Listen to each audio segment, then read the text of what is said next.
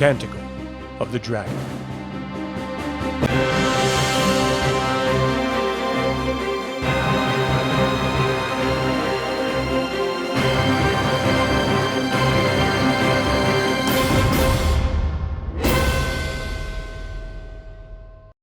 Hear the sage, as his song descends like heaven's rain or tears, and washes the years, the dust of the many stories from the high tale of the Dragonlance.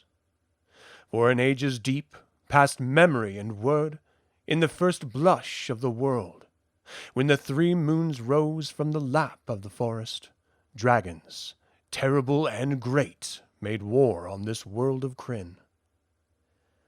Yet out of the darkness of dragons, out of our cries for light, in the blank face of the black moon soaring, a banked light flared in Solamnia, a knight of truth and of power, who called down the gods themselves and forged the mighty Dragonlance, piercing the soul of dragonkind, driving the shade of their wings from the brightening shores of Krynn.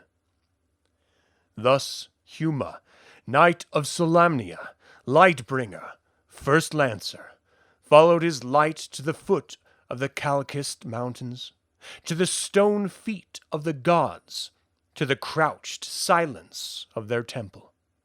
He called down the lance-makers. He took on their unspeakable power to crush the unspeakable evil, to thrust the coiling darkness back down the tunnel of the dragon's throat. Paladine, the great god of good, shone at the side of Huma, strengthening the lance of his strong right arm, and Huma, ablaze in 1,000 moons, banished the queen of darkness, banished the swarm of her shrieking hosts back to the senseless kingdom of death, where their curses swooped upon nothing and nothing deep below the brightening land. Thus ended in thunder the age of dreams, and began the age of might, when Istar, kingdom of light and truth, arose in the east, where minarets of white and gold spired to the sun and to the sun's glory, announcing the passing of evil. And Istar, who mothered and cradled the long summers of good, shone like a meteor in the white skies of the just. Yet in the fullness of sunlight, the king-priest of Istar saw shadows. At night he saw the trees as things with daggers, the streams, blackened and thickened under the silent moon. He searched books for the paths of Huma, for scrolls, signs, and spells, so that he, too, might summon the gods, might find their aid in his holy aims, might purge the world of sin. Then came the time of dark and death, as the gods turned from the world. A mountain of fire crashed like a comet through Istar. The city split like a skull in the flames. Mountains burst from once fertile valleys. Seas poured into the graves of mountains.